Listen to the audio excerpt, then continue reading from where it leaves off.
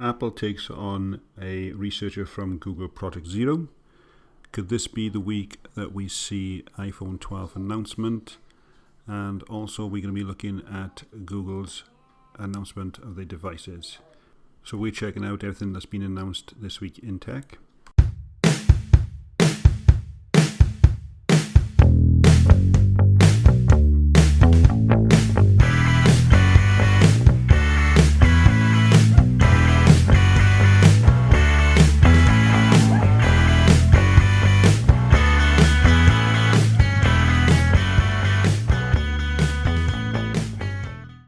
A researcher who worked for Google's Project Zero as a partner security team and is actually moving over to Apple.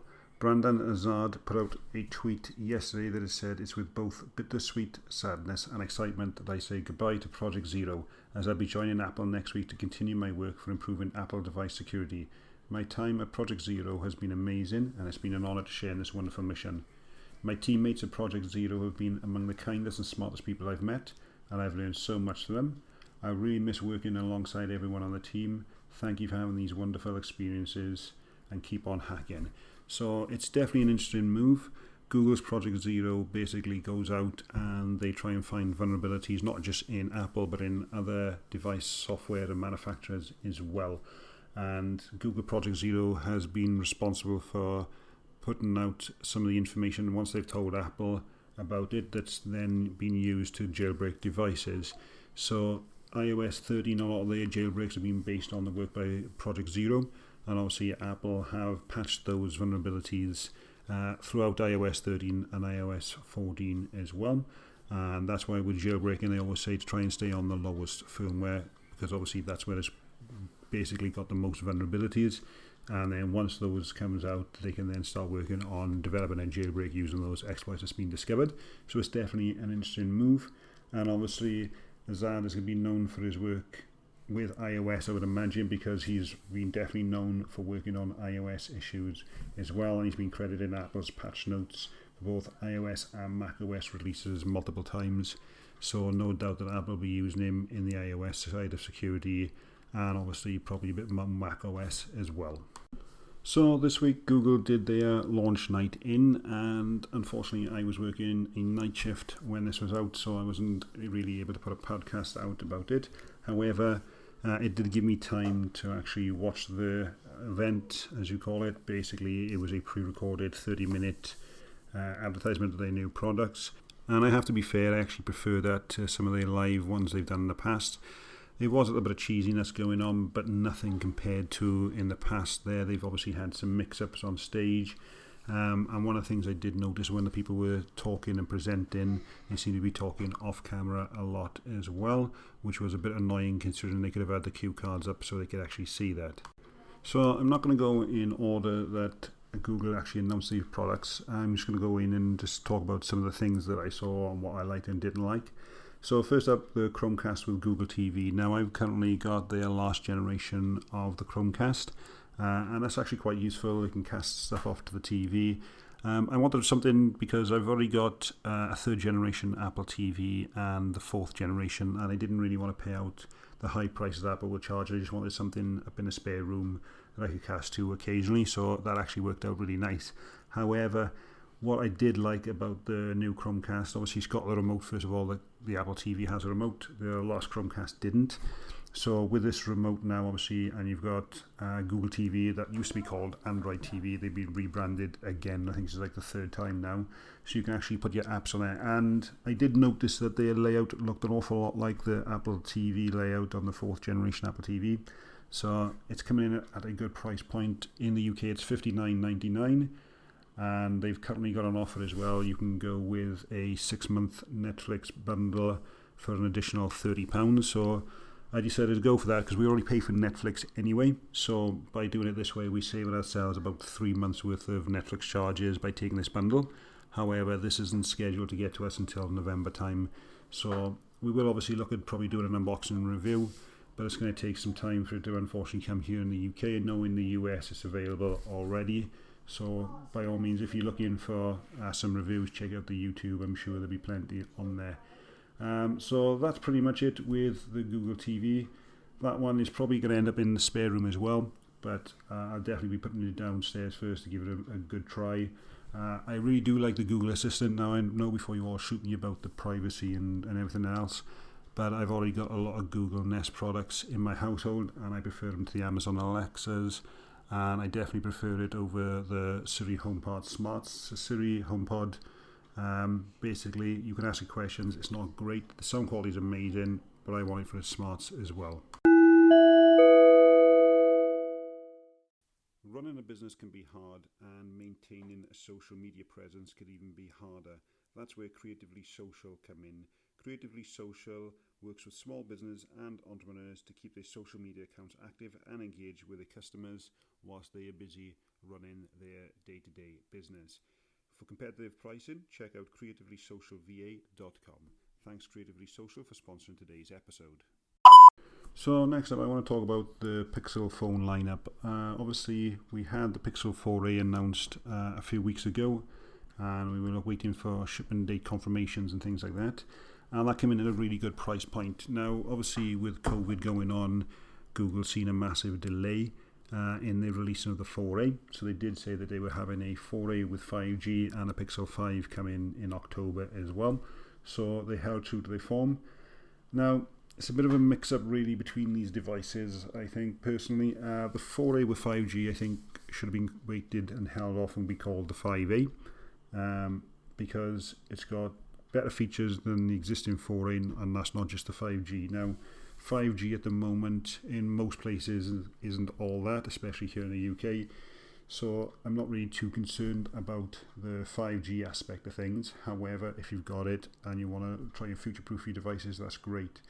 So the 4a has got a headphone jack that the 5 hasn't. Its camera is better than the existing 4a as well. It's more in line with the 5, and that is coming in at a price point of £499 for the 4a 5G. And then if you want the Pixel 5, that is coming in at £599 in the UK as well. And again, they are both available for pre-order at the moment. If you wanted an option of colours, then you're going to need to go with the Pixel 5. Again, I understand that because you're trying to sell your flagship device. But yeah, so I think the 4a 5G is more of a 5a really than a 4a with just the extra 5G added on there. Now, some other things that I do actually like is these devices come in at 128 gigabytes, and their camera tech software side is actually really good. Now I know for a while they were actually beating Apple's iPhones, especially when they come in with their night sight features, and then obviously Apple really upped the game with the iPhone 11. And I did put out a post, a very unpopular post on Facebook, which I knew it would be, basically saying that Apple's going to need to up their game with the iPhone 12. And the reason I say that is not just about the 5G, because like I say, at the moment it's more of a gimmick and future-proofing, but 128 gigabytes storage starting off on the Pixel lineup, and we just know that Apple's gonna charge an extra premium for those, and I don't mind paying the premium as long as the camera is got to be better than the iPhone 11. It's got to have better smarts as well, because I think Google personally smashing them. They did say about you'd be able to change and edit your photos with the new software that they've got, up to 5-year-old photos using their photo application. Now that's obviously going to be Android only at the moment, but will eventually come out to iOS users as it always does. And I just think that their price point is a much more affordable. Obviously Apple's prices have gone up over the years, and rumoured speculation prices for the 12 Pros is going to be around that £1,000 mark again. And it's tough for people, especially given the current climate, for people to keep on justifying those prices. A lot of people I've done surveys with have said that they're going to stick with their existing phones, especially their iPhone 11 people, and I don't blame them. Once you pay that premium price, you're going to want to hold that device for as long as possible. But as well, you want Apple to bring something more to the table. So if they start off with a 64 gigabyte storage, then I think that's going to let them down a lot. I think we're going to see a lot of price conscious decisions being made. I'm not saying everybody will go over to the Google Pixel, but they are going to start to question the prices that Google are putting out to what Apple are putting out. Now I know there's a whole Android is a lot more risk, and it's not as smooth and things like that. Now I've used Android devices in the past. I've got to agree on a lot of those things. However, it is a lot more open source. You can do a lot more with your device. Finally, we've got customization on iOS 14 with the widgets. But again, Android have had that feature for years. And previously we had the Pixel 3 in the household for a number of weeks. We did end up selling it, but I got to say it was a really, really good device for what you were paying. It was a bit more premium priced at that point, so the fact that Google are bringing these down now, I think is going to start people to question more whether or not they either want to switch over or do they want to hold on for their iPhone for another year or two, because these prices that Apple are putting out is just really basically getting a bit ridiculous. Now, I haven't made this decision yet. I do like the look of the Pixel phone. However, I am in the Apple ecosystem, so I got a lot to weigh up on there, but I'm going to wait to see what Apple announces on the iPhone 12. I did have an iPhone XR, which I sold a couple of weeks ago, actually a couple of months ago. I wanted to go back to an old SE and basically get more for the money while I could on the XR, whilst I was saving up for the 12, because as soon as Apple announces that, we all know the prices are going to drop, and I got a really good deal on selling that privately. So yeah, it'd definitely be interesting to see what Apple pull out the bag this year. If you've got any comments you'd like to put out on your thoughts about the iPhone 12 or the Pixel, by all means reach out to us on Facebook and Twitter. Links will be in the description for this podcast as well. We'll be happy to hear from you guys. Now, there was a news piece out there about iPhone 12 price leaks on there now. With the Twitter user, I don't really know them, so I can't really give them much credibility, but it's interesting to have a look at those price points anyway. So they reckon that the iPhone 12 mini will come at a starting base rate of 64 gigabytes at £649. It then goes with the iPhone 12, again 64 gigabytes starting off at £749.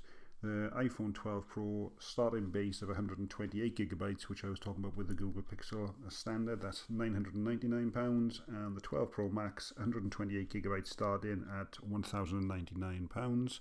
So like I say, Apple really needs to bring a lot more to the table if they expect to sell a lot of these flagship devices. Now, like I say, this is coming from a Twitter account that I've not really heard of in the past. I'm not going to give them the full credit on there. These may actually just be totally made up, somebody just looking for a bit of fame. But given past prices, I could possibly see these being on roughly about where Apple could be looking at doing their pricing points. Now, with Apple at the moment, their iPhone event has been rumoured for October the 13th. So that means we should be seeing an announcement this coming Tuesday, and that will give it a full week. And that's if we go based off existing patterns that Apple have put out. Now, like I say, October 13th is just a rumour, so we will be keeping an eye peeled this week to see if Apple actually announces anything. And as soon as we hear anything, we'll definitely be putting something out for you guys to hear about as well. So let's talk a moment about Nest Audio. Now, this actually interests me. It was like a shrunk down version of the Google Hub Max, I think it was called. That's been on sale for around about £200, I think it was. Again, I had ordered that for a while. I did actually return it. It was really good sound, but it was just a really big speaker. And now with this Nest Audio, it's down for £89.99 in the UK. And again, that's available for pre-order. Now, I do have several Nest products around the house there. I've got the Hub and the Hub Maxes because I like the display. I've got a couple of little Google Minis as well. Now, I'm personally not in the market for this Nest Audio. However, if you're looking for a really good speaker with the Google Assistant built in and you don't want a camera and you don't want a screen, then this is definitely good. They do say that it's got clearer audio and a rich full sound, and comparing it to the Nest Minis and things like that, I definitely think that's going to be easily achievable. They look in the product shots that Google put out, they don't look like they're going to stand out of place. But obviously, again, photos can be deceiving, so it'll be interesting to see what Google actually, people's reviews on that once it comes out. Obviously, it's got your privacy built in as well, so you've got your mute switch on the back that comes with all the Nest devices, which is definitely a useful feature. But yeah, again, I'm not in the market for that, but that may be something that if you guys want to have a look at. The only downside with this at the moment is you can't put Apple Music in with the Google range. You can do with Amazon's Alexas, but not with the Google's. But you've got then your YouTube Music and your Spotify as well, and Deezer Premium you can also put with these. So you've got a lot more choices at the moment. Now, I want to talk a little bit about the NHS COVID tracking app. Now, I put a video out when it actually was released in the UK. It's taken them about 6 months to actually put an application out. The government did mess up, but I got a lot of thumbs down on that video. Now, what really interested me was the fact that a lot of these people seem to be thumbing down just because they don't like the application. My video was basically just showing you how it works, how you set it up and what it does. Now, working for the NHS myself, I can see that there is definitely a plus point with having this application, because you can let other people know if they are at risk if you've been tested positive for COVID-19. And it is good as long as obviously you've got a majority of people using it, which I don't think is available at the moment.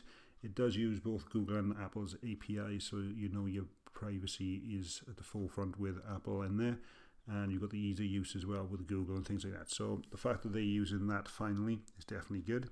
However, at the moment, there's all bugs with the app. Now, in my YouTube video, I did say that I think people should install it. I stand by that because somebody who works for the NHS, knowing and trying to track and trace where people have been in contact can be difficult, and you want to let as many people know that they may be at risk to try and slow this spread down. We're never going to stop it. We're going to have to live with it. However, we don't want the NHS to be overrun with it. And the same in other countries. You don't want your hospitals to be overrun with that, so they can't provide basic care for other needs as well. Now, regardless of what you may or may not agree with on this track and trace application, at the moment, I got to say, it kind of sucks. And I actually have to be honest with that. I installed the application. I've had in total 4 alerts since I've installed it. However, when I click on them, there's nothing out there to say what my procedures on it. It says I've been in contact with someone. But then there was an article that was put out that basically says that this is a bug and you haven't actually been in contact with people. And to me, that's not acceptable. The government have had 6 months to do this. I think they've let people down a lot on that, but I definitely do stand by the fact that as long as they update it and get it working, then people should definitely install it and just leave it running in there. It's not a massive battery drain on the iPhone. I can't speak for other devices, but I know a few people have had trouble on Huawei devices, but an uninstall and reinstall seems to have fixed that. So that could just be a little bit of a bug going on there.